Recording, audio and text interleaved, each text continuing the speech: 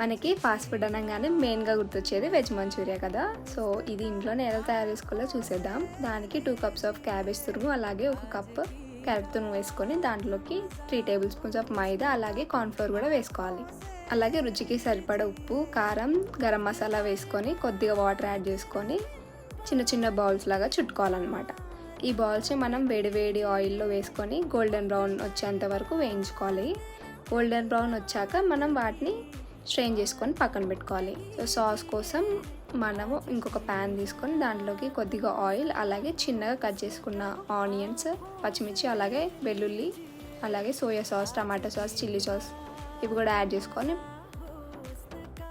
కొద్దిగా water add చేసుకొని oil అనేది పైకి తేలాక దాంట్లోకి కొద్దిగా ఉప్పు, కారం, గరం మసాలా, ముందుగా మనం వేయించుకున్న బాల్స్ కూడా వేసుకొని ఒక 5 మినిట్స్ ఉడకనిస్తే మనకి ఫాస్ట్ ఫుడ్ లాంటి మంచూరియా రెడీ అయిపోతుంది.